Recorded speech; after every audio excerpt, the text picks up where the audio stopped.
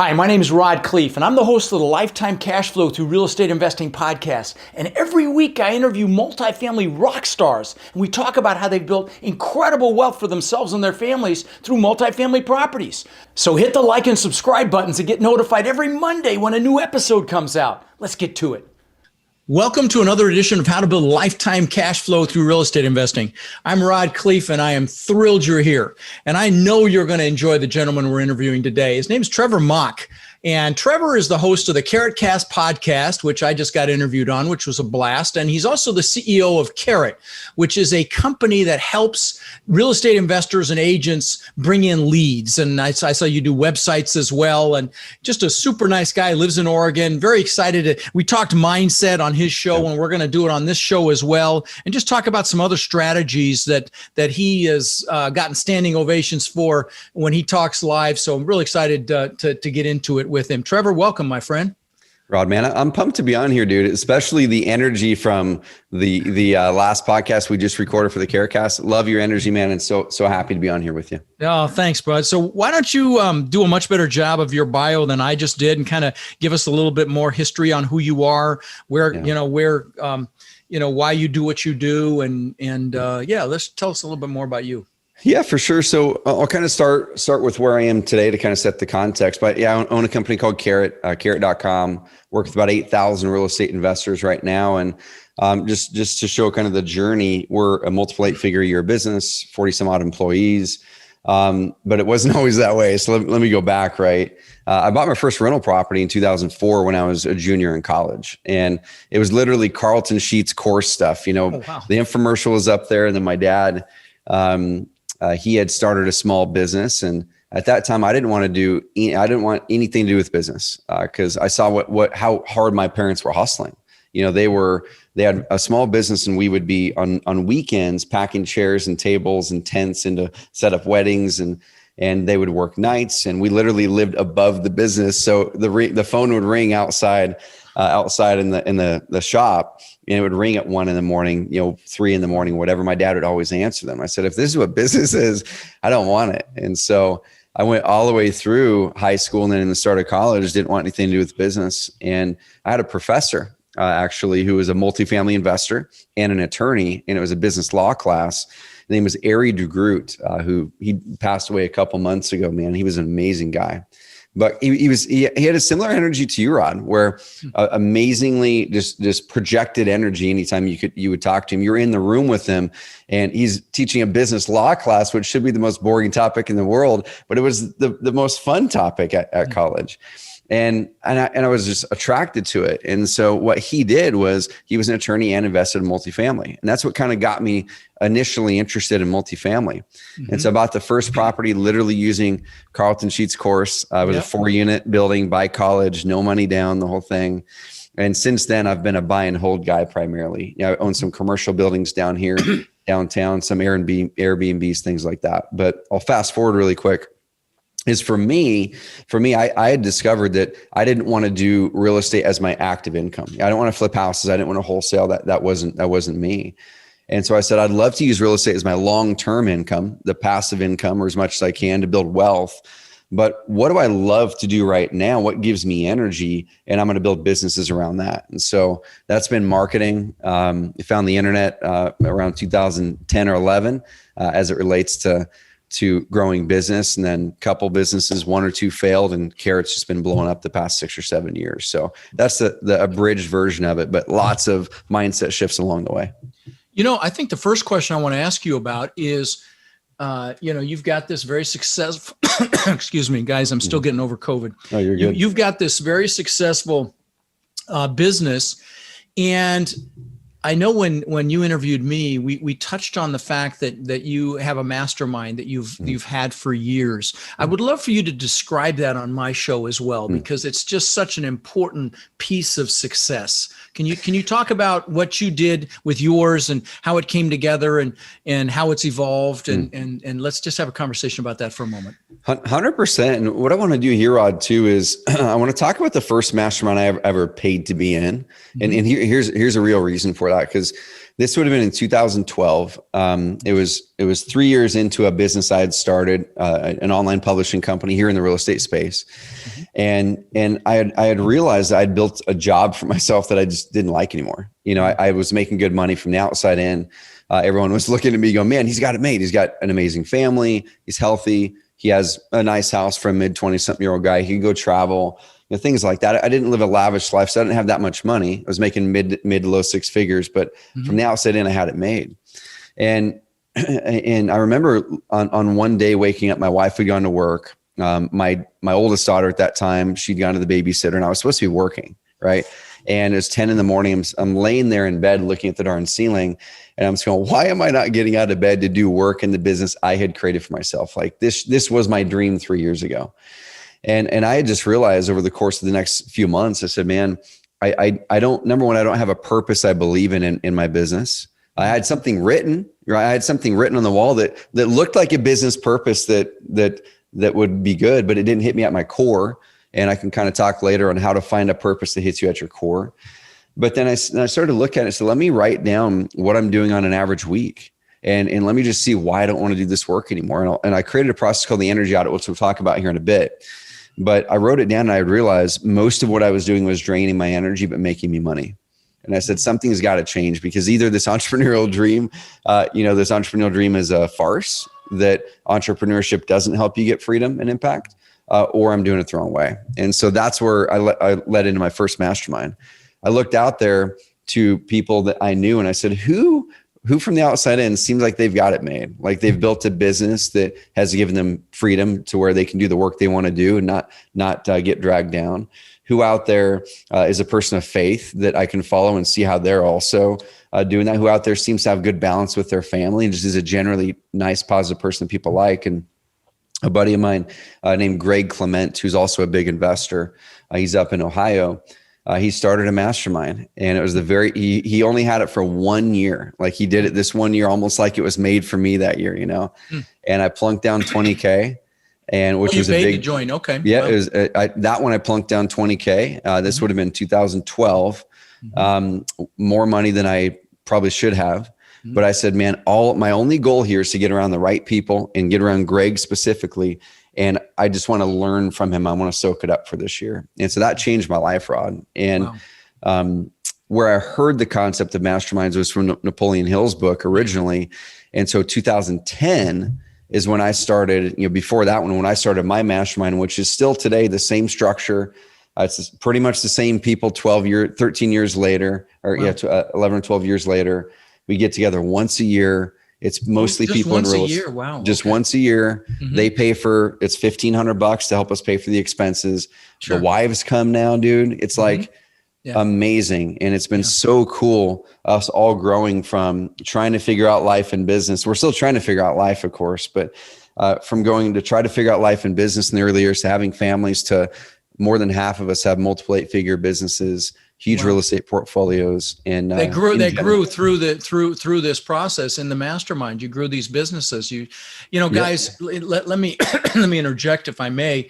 Whenever you can get, and Napoleon Hill, the way he describes it is, you get two like minds together that both have the same definiteness of purpose, meaning they're headed the same direction. They creates this third intangible mind that's greater than the sum of the parts. And I will tell you what's really exciting is if you own a business where you get with other entrepreneurs that are in different businesses and you cross-pollinate strategies. One of the greatest marketing minds out there, Jay Abraham, does this. He brings things that work in marketing in one sector or one business vertical to another business vertical, and they just kill it. But I just wanted to bring up the mastermind, guys. If you're not in a mastermind, go create your own.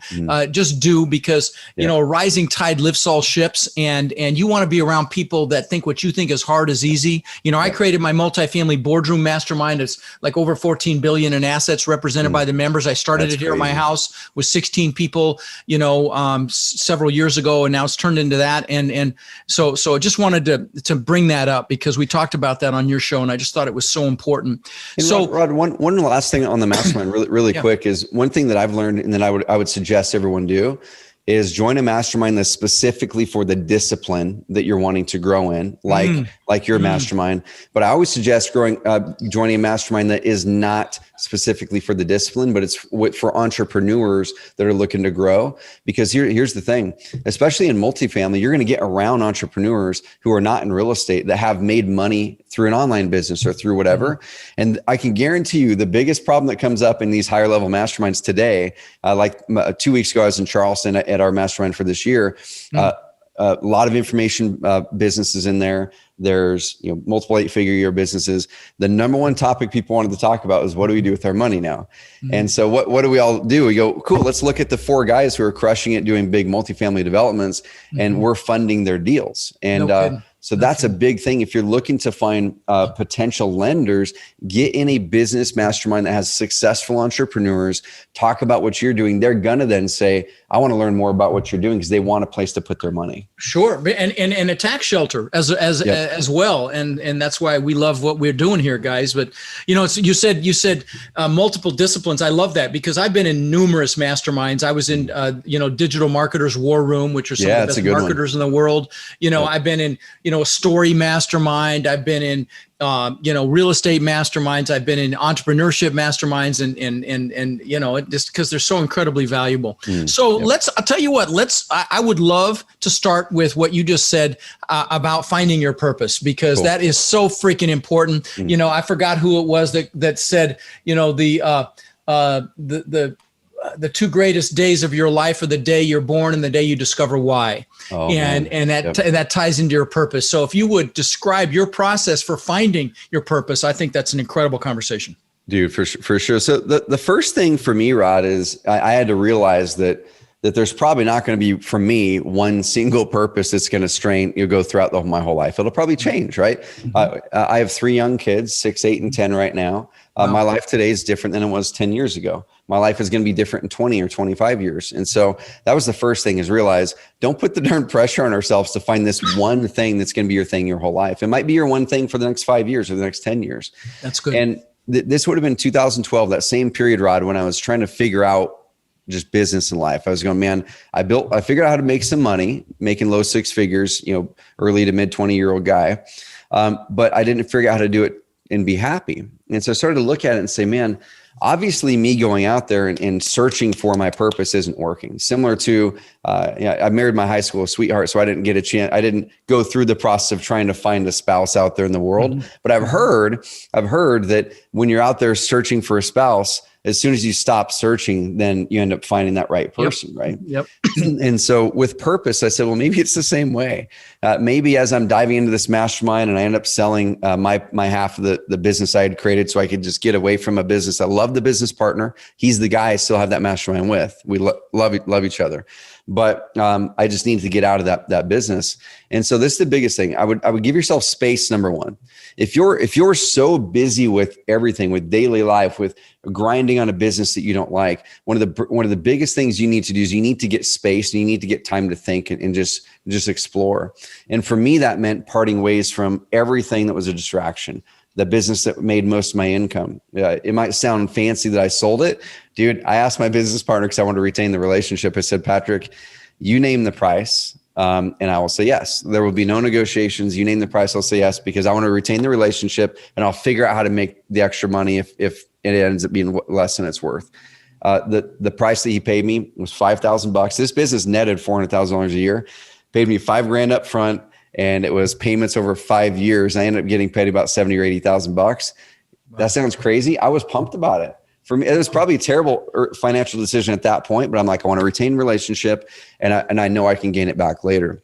So that's the first thing. For me, it was gain the mind space. Because if I can gain the mind space and get away from the daily part that's dragging my energy down, then I think I can get closer to my purpose. Number 2. No, hold on. If you don't mind, let me expand on something you just said, because, I have gone through transitions. In life, you go through transitions. You're going from one business to the next, like you just described here. Yep. And I had coaching. I believe in coaching and mentorship. And I had a coach that said, get some trail mix, get some bottles of water, go into nature and spend a couple of days in nature. And of course I went to the Ritz-Carlton, stayed at the concierge level. Dude, but that works. Don't talk to anybody. Yeah. So at least I did that part. I didn't talk to anybody, but it talks about, you talk about space. And so I just sat and journaled and connected with myself and journaled, filled up a legal pad full of paper. And that really helped give me clarity. So I just wanted to, as an example of space. So please continue. But dude, I love it. So I got the space, but I didn't know what to do with that space. And I said, okay, I don't have that business anymore. I looked at everything else on the list. And I read a book at that time, Rod, called The Pumpkin Plan. And The Pumpkin Plan by a guy named Mike Michalowicz. I've probably given out 500 copies of that book. It's the simplest book in the world. I literally only read 16 pages of that book, shut it. And on page 16, I said, this is all I need. And I went away. It's got this story, but what essentially the Pumpkin Plan is it relates, and here's how it relates to finding your purpose. It relates how world champion pumpkin growers grow pumpkins, right? And they say, okay, well, they interviewed world champion pumpkin growers, those huge ones, like you see them. I've seen them in Massachusetts. They're like 1,000 pounds or something, right? Yeah, exactly. So they said, hey, Mr. Farmer, how do you do this? He said, well, first of all, you have to start with the right seed. He said, you can't just take any old pumpkin seed and grow a big pumpkin. You have to start with the type of pumpkin that's going to grow big. And he said, number two, plant a handful of those and then water the crap out of them. And you're just going to water. You're not going to see anything happen for a little bit, but then eventually there's going to be a sprout popping up, which is great. Keep watering it. And then he said, what's going to happen is you're going to have the vine, and the vine's going to be growing leaves, and it's going to eventually pop out a handful of pumpkins on that vine. He said, what your next job is to do is to trim the heck out of that vine, because you want to get all the energy going towards the one pumpkin that's probably going to grow the best. And so he said, for the next several weeks, you're just hacking go out there every day, hacking at the leaves, and you look at it and there's 3 pumpkins on there. And he said, that one right there is probably going to be the biggest. Let me cut the other 2. And he said that last week, you can almost physically see those pumpkins grow, he says, and you're just watering the heck out of it and trimming everything off of it. And he said, business is the same thing. That when we're trying to grow something big in life, we end up, especially if we have a level of success, we end up adopting all these pumpkins, and all of our energy is going through that vine and just getting dispersed. And he said, if you can ruthlessly trim and focus on the one thing, you're going to grow a giant pumpkin instead of a bunch of mediocre pumpkins that will rot on the vine eventually. And so I said, okay, that's my next step. I got rid of that one business. What else? Let me pumpkin plan my business in my life. And so I went out there and trimmed everything else except for one business to pay the bills. And then I said, okay, now I'm going to figure out what to do next. And here's the next step I took that was the biggest for me, Rod. Then I'll toss it back to you. Was this? I said, okay, what if I just quit looking for my purpose? What if I just quit looking for my purpose at this stage of my life? And what if I just dive in and say, I'm going to work for the next year. So I'm going to give it a timeline. I'm going to work for the next year, 12 months on this one business idea that I came up with, which eventually became Carrot. And I'm not going to get distracted. I'm not going to start a second business. I'm not going to do anything else other than honing my craft and enjoying my daily work. And my purpose in life this year is going to be looking back at the end of the year and saying, did I do the best that I could personally do as a human being? Was I the best father I could be? Was I the best husband I could be? Was I the best friend, the best son? Was I the best business person I could be? And I found myself, Rod, during that year, I know it sounds crazy trivial, but I found myself during that year, I literally opened up my shirt drawer one day. And I'm a historically not clean guy. Okay. I grew up in a house where my mom was clean, except they let our bedrooms just get crazy messy. I didn't have like cleanup times. I had cleanup days where my parents would say, all right, Trevor, it's time to clean up your room. And it would take a whole day. Wow. And so I carried that into my adult life. God bless her. My wife is not that. And she's amazing. And she helped me get back on track. But I remember opening up my shirt drawer one day, and it was just messy as heck. It was just shirts everywhere. And I think some people can probably relate to this, where you get it folded nice and neat and you're all proud. And then a week or two later, the shirt that you want's at the bottom of the darn drawer. So you pull it and then it flips everything. Then you just let it go. And I looked at that and I said, man, this isn't the best I can do. And so once again, looking at my purpose for that year, is this the best I can do? Because I need to get the foundational done first before I can impact others. And I took everything out, folded everything neatly, put it back in. And I'm like, all right. And I can tell you to this day, my shirt drawer is perfectly folded to this day. And that's a great analogy probably for the other areas of your life that you looked at and asked yourself, is this the best I can do? Yes. Dude, it's all this clutter. Like that's the thing. When we're really trying to find that purpose, we have so much clutter in our lives that prevents us from finding that. And that is the biggest thing that kept me from it. And so I kept on finding these opportunities. You know, I rinsed my dish, put it on my counter. I was used to that. That's what my mom had done. She did everything for us when we were kids. And so I put the dish on the counter and I walked away from it. I'm like, damn, that's not the best I can do. Take the dish, open up the dishwasher, put it in the darn dishwasher, and just thing after thing. And as I was doing that year, Rod, and I was honing my craft, learning how to really build this software company, which I'd never built a software company before. Then I said, okay, well, shoot, that's my whole goal, is just to keep getting better and keep challenging myself on that. It wasn't until 2 or 3 years later, about 2 years later into that software company, as I had honed the craft, that my current purpose popped up. And here's how I'll finish it. This was key for me, Rob. Every single year I do a contract with myself for a year. Like literally when the year flips over to 2021, 2022, 2020, I look at it and say, okay, am I going to do this business for the next year? Am I going to do this, whatever I committed to for the next year? Even marriage, I never asked the question, am I going to do this? Right. I'm full in with my wife, but I look at my marriage, I look at everything and say, cool. I'm recommitting my commitment to my wife this year, recommitting that so it doesn't get old. And every year I look at it too. And I say, cool, is this going to be my purpose for the next year? Is it going to be my purpose for the next, whatever it is? I never go longer than a year with my purpose or my commitment to my business. Now I will do a 3-year plan for my business because you got to have the vision out there. Mm-hmm. But every year I go, am I re-upping my commitment? And that was the thing that was key for me as I got the business going, because the first year was all about, can I get a business? Can I focus on one thing and be the best I can do and find some shred of something with this business working? Year 2, I'm like, cool, it's kind of working. Am I going to do this another year to see if I can scale it? Okay, awesome. Yeah. Year 3 was, can I be the best in the world at this thing? Like, can our company, Carrot, be the best in the world at generating motivated seller leads for house flippers, wholesalers, agents? And hey, I got to show you something. Just because you said that. Can you see that sign on my wall? You probably can't see. It says, I'm the best at what I do. Yep. I'm the best in the world at what I do. When you declare it, it happens. Yep. And I've, sorry, please keep going. No. I just had to show you that real quick. Dude, I love it. So year 3 was that. It was like that was my purpose, to be the best in the world at that craft. Yeah. Year 4 of the business now is where it shifted, because I started to get a little bit antsy. Because I'd always been a serial entrepreneur where I started a business. I'd get tired of it by year 3. Tiny penny. Mm-hmm. Dude, I couldn't shift into purpose, right? You have the motivation of what got you to be motivated to start the business in the first place. It's a job you didn't like, an income ceiling you didn't like, proving someone wrong. But usually about 3 years into that business, after you see success, that is no longer a motivator. That is your purpose your first few years, is to get away from that thing. Right. Okay. But then after you've already done that, then we have to shift towards contribution. We have to shift towards something that we're running towards, not running away from.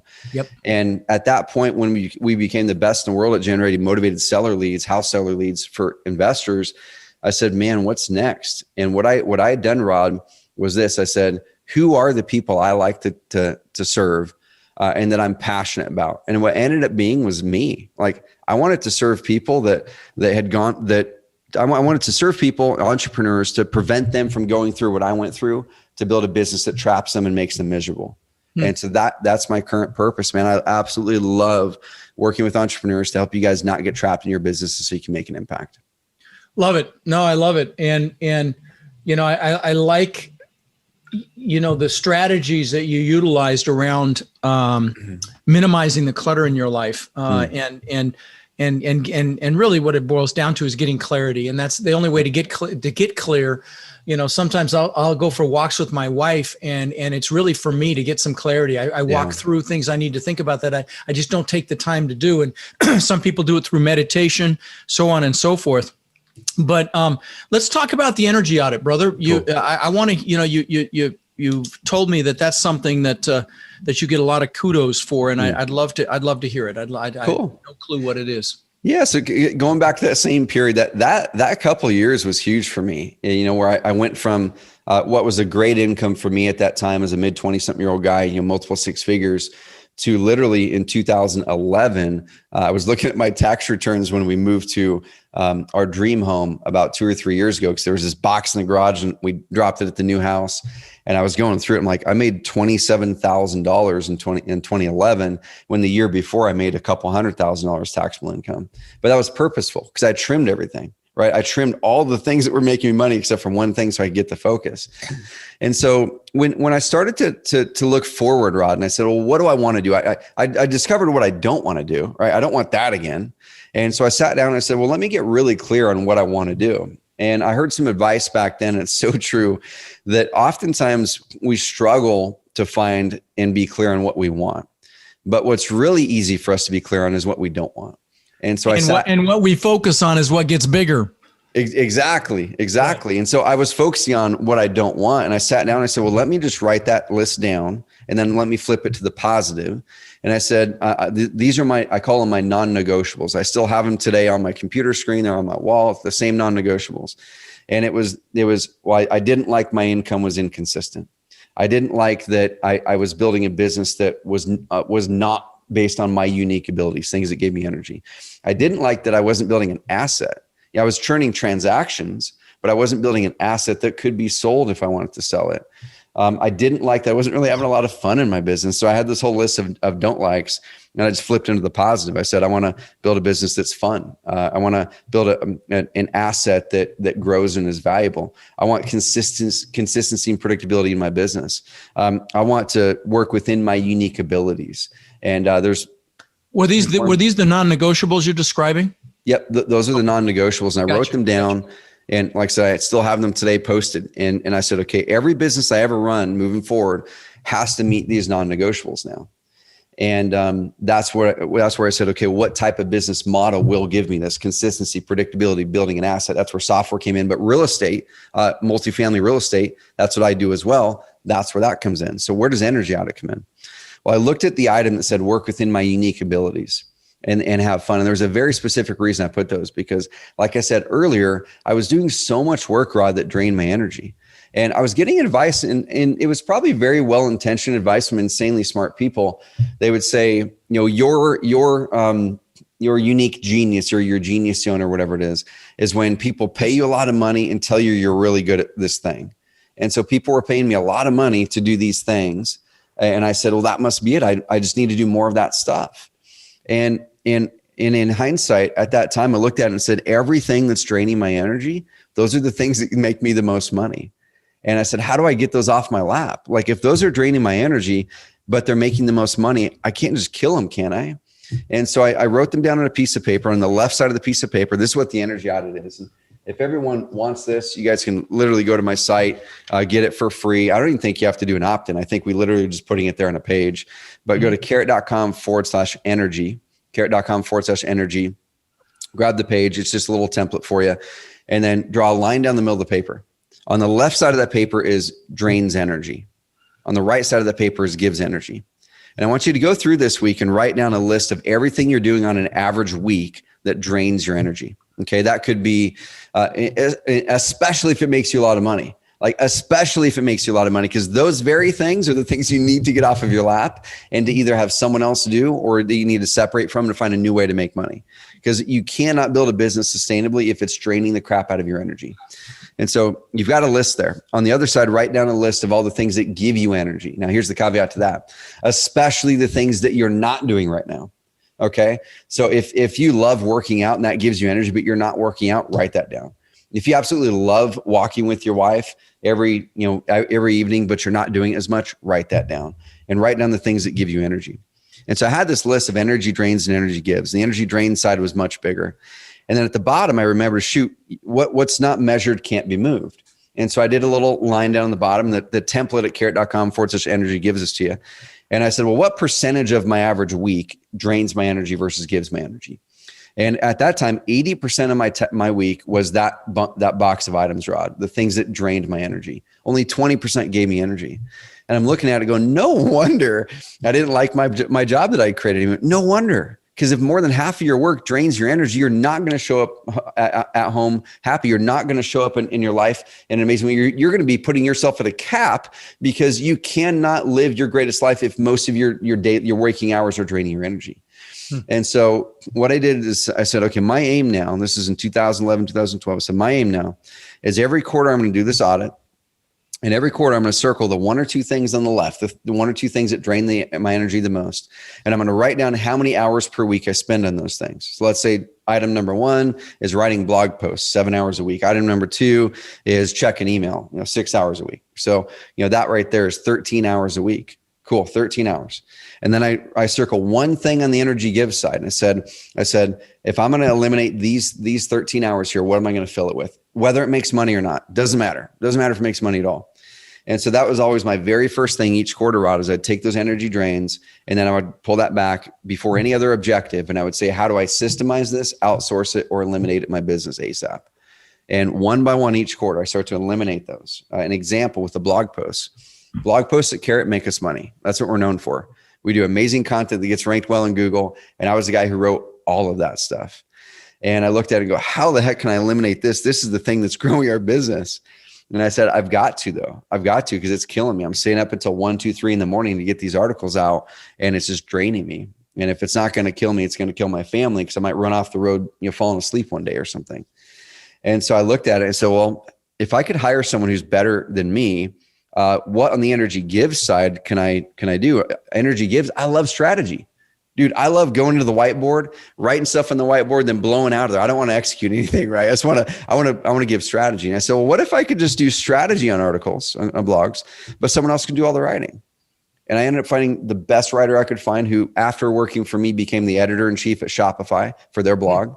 Wow. And he worked for me for 2 years. And he wrote amazing blog posts, and I just strategized. And so better than you could have, right? I mean, it's very easy for the CEO to hold on to wanting to do everything, because we can only do it. We're the best at it, and we can do it the best. Not realizing that there's always people that can do it better than we can, right? Dude, so true. And here's the key to it. Okay, yes, that's cool that I found someone to do that, and amazing that kept the moneymaker going, and I could use my time in a spot that gave me energy. But what was the coolest, Rod, is there was this limiting belief in my mind that I should only be spending my time doing things that make money. Because there's a lot of exercises people walk through. It's like write down the things that make you the most money and circle those. And that's what you should be doing the most of. I was looking at it saying, I'm going to shift my whole thinking from what makes me the most money to what gives me the most energy. Because if I can have a lot of energy, I will probably find better ways to contribute to the world, which will then probably come back in income. And so this was that switch for me.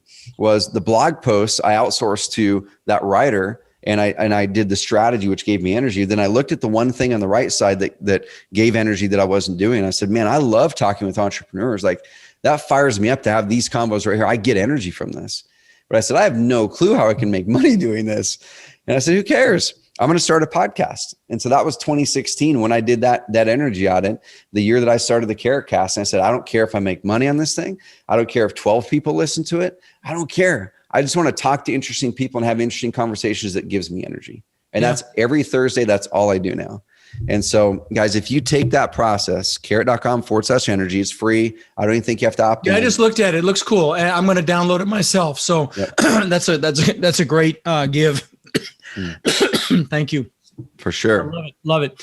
So let's do this before I let you loose. Let's talk about evergreen versus hamster marketing. Okay. Because, this is a topic that's really important to me. In fact, I started going on Clubhouse, and I was really struggling with it because it's not evergreen. You go on there and once you're done, you're done. And nobody sees it again, versus something on Facebook that's there forever, YouTube there forever, podcast there forever. And so it's not evergreen.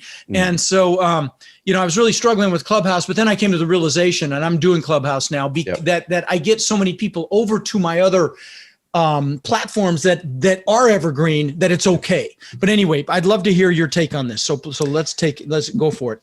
Dude, you're 100% correct there. So same thing. I'm going to go back to that period, 2011, 2012. When I looked at those non-negotiables, one of the things on there was build a business that was consistent and predictable. And so, Rod, I then looked at the marketing that we were doing in my previous business, and I looked at everything. What marketing was working the best? What marketing was the highest leverage, i.e. I spent the least time on, but gave me the most leverage over the long term. And the marketing that made up maybe 10 or 15% of our revenue was literally just doing content online. It was putting out articles and videos on YouTube Keyword that we rich. created one time. We created one time and they were up there for years. And then people would go to Google and they'd do a Google search around the topic and then they would find us. And I said, man, what if I just did that? Like, what if I just did that and got really good at creating content and building authority? And it was something that built momentum. And then I magnify it with paid marketing, magnify it with social media or paid. And so essentially it's this, Rod, is evergreen. The word evergreen is something that's perpetual. It's here, it's going to be here for a long time. It's something that renews. And for evergreen marketing, for us, what that means is you create a piece of content or a piece of marketing that's going to be working in 6 months and 12 months and 3 years. We have some of our videos that have been out for 6 or 7 years that are still getting us customers today that I spent 30 minutes on 7 years ago. Now, the hamster wheel side of it is hamster wheel marketing, or the definition of a hamster wheel is pretty much like it never ends.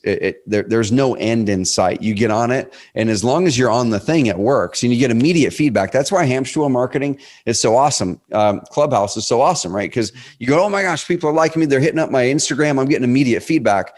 But the second that you get off that hamster wheel, it starts to slowly come to a stop, and then all results are gone. The only way to get results again is to get back on the darn hamster wheel. Right. And so I started to look at that years ago, and I said, well, what if I could build my business based on evergreen marketing? I'll give a couple examples that multifamily investors can do for evergreen.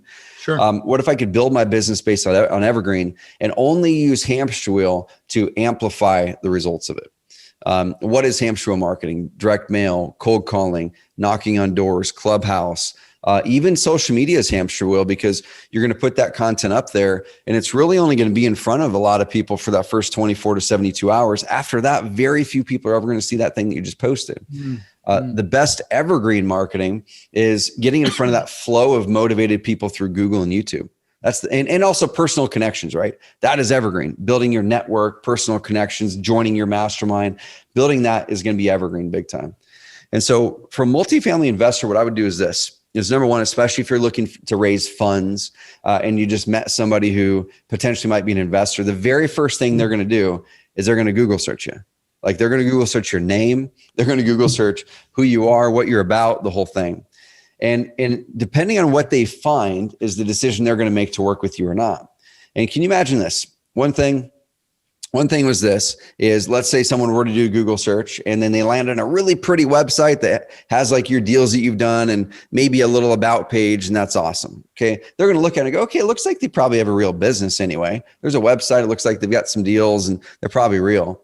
But let's flip that around now and say, what if on that same website, there was a series of videos where you're walking through exactly how you're acquiring and repositioning these projects, walking through before and afters of the reposition, walking through some of the deals that you've done, walking through some of the returns that you guys are making and how you're analyzing a deal, and you're pretty much educating people on what you're doing.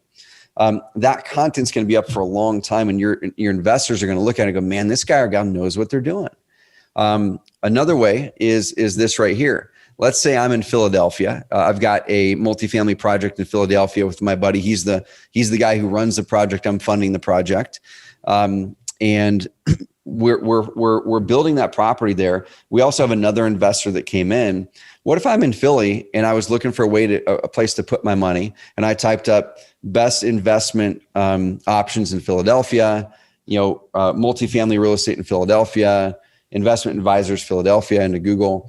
And what if your content, your videos and articles on your website were actually the things that popped up in Google to get in front of those people looking for investment options?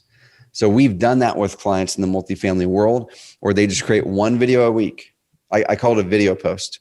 You're at a property or you're in your office analyzing a deal or whatever it is. You take out your cell phone, Rod, and you pull up the darn camera app, you put it on video, and it could be just like this. It could be at your camera. It doesn't have to be professional. Okay. And you'd say, hey, this is Trevor with XYZ Properties. We work with a lot of investors here in Philadelphia and and we've got a couple projects going on. What I want to do is walk through, how do we choose a site to build a new multifamily property? What do we look at? What about the neighborhood? And on this video, we'll show you what are the best properties for multifamily in Philadelphia. And so I walk through that in 7 or 8 minutes, take that video, upload it to YouTube, title it something like, the best areas for investment properties in Philadelphia. And then here's the key to get it on Google, to turn it into Evergreen, is now I take that and transcribe it. Now we have a tool in our system called Video Post that takes your YouTube video, automatically transcribes it, makes a full written article for you, emails you 2 days later, and says your article is ready. But you guys can replicate that in rev.com also, rev.com, get it transcribed, take your video, put it at the top of the article, copy and paste your transcription. And if you do one of those a week, Rod, less than 20 minutes a week over the course of a year, it's kind of like stacking bricks. It's like stacking bricks. If you content marketing. Sorry, Dave, let me just stop you for 1 second. So do you post these in your on a blog on your website? Yes. Yep, for sure. Just want to make sure to ask where you post those. So video plus the transcription. Got it. Yep, and make sure you're titling it something that someone in your area might type in, right? Yeah. And you can do this for tenants. So I get my tenant leads online. I have optimized a website for Klamath Falls apartments for rent near OIT and some other phrases where the apartments are, and we pop up really high. I also fill my Airbnbs with this same strategy. Right. But that's kind of the basic run through, guys. I want you guys to think about the way you're doing marketing, because if you're doing hamster wheel marketing, that is then going to perpetuate a lifestyle in your business that is keeping you on the hamster wheel all the time, preventing you from having true freedom from your business, preventing you from shifting into impact. Okay. But if you can shift towards, how do I build Evergreen as my foundation, then only use hamster wheel to amplify, then that's where you get that freedom, and start stacking on content. The content is what's going to build your authority. It's what's going to convert investors into investor prospects into investors way faster. And that's what's going to build your authority for people who want to partner with you on deals. If they see a consistent piece of content out there where you're dropping videos every week, every other week, and you take that same video and put it up on Facebook and Instagram too, they're going to go, man, this person's active. I trust them. They're an authority in this space, and it's going to way ramp up your effectiveness in everything you do. Yeah. No, that's really good. And you know, I think the key points here, and you guys have heard me say this before, when you're creating reach, is consistency. You need to be consistent, and you need to focus on adding value, period. Yep. And you know, one thing I want to mention about you talked about posting videos on YouTube. The titling is really important because, and you could Google, you know, titles, and you can see which titles on YouTube have pulled the most listens, and model some of those. We've done that. Now, I don't know if you know, if you believe this is accurate or not, but I'd also heard that because of Google's algorithms, it's not a bad idea to actually say the title in the first minute of the video, because it gets transcribed and YouTube's algorithms look for that. Is that an accurate? Dude, 100%. Yep. Okay. Whenever you're doing videos, I call it localizing it, because especially if you're going to transcribe it and make it a written article, what a lot of people will do, Rod, is they know that they're in Philly, but they won't mention Philly, right? Hey, if you're looking to invest in multifamily, yeah, you definitely need to say, if you're looking to invest in multifamily in Philadelphia, I'm going to walk you through the 5 best areas here in Philadelphia for blah, blah, blah. Yeah. So definitely use those words in the video. Right. Yep. Well, listen, brother, you have added a ton of value today. This has been a real hoot, and it's really been my pleasure to meet you today, and have these back-to-back interviews. And, you know, you've got CarrotCast. You guys need to check that out. That energy audit, I looked at it. It looks very valuable, and I'm definitely going to do it myself because I can see that I need it. And I just appreciate you coming on, brother. So, you know, I want to thank you, and you know, very excited to start this relationship with you, my friend. Dude, Rod, likewise, big time. And I'm proud of the work that you're doing, and proud to connect with you finally. I've been kind of watching from afar, and everyone who's listening to this podcast, I just want to let you guys know, kind of like the pumpkin plan. I think you should pumpkin plan the information you consume, and plug into Rod's podcast, stay with that one, find one mentor in multifamily.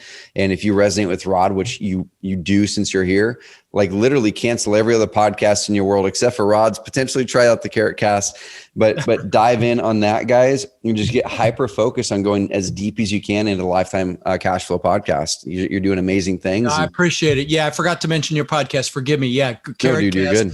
Yeah. So, you'll see me on there in a couple months, but, anyway, all right. Well, listen, thanks again, Trevor. It's been a blast, and I look forward to talking to you again soon, my friend. Appreciate it. Thank you, man. Right, take care. Rod, I know a lot of our listeners are wanting to take their multifamily investing business to the next level. Now, I know you've been hard at work helping our Warrior students do just that using our ACT methodology, which is awareness, close, and transform. Can you explain to the listeners how they can get our help? You bet. Guys, we've been going nonstop for 3 years, building an amazing community of like-minded people. And our coaching students, which we call our warriors, have had extraordinary results. They've purchased thousands and thousands of units. And last year, we did over 1,000 units with our students. And we're looking to grow this group and take it to the next level. We're looking for people who want to follow a proven framework that's really step by step, and then leverage our systems and network to raise equity, to find and close deals, and to build partnerships nationwide. Now, our warrior community is finding success in any market cycle. So if you're interested in finding out more about how you can become more of our incredible network and take advantage of the incredible opportunities that are coming very soon, apply to work with us at mentorwithrod.com or text CRUSH to 41411. That's mentorwithrod.com or text CRUSH to 41411.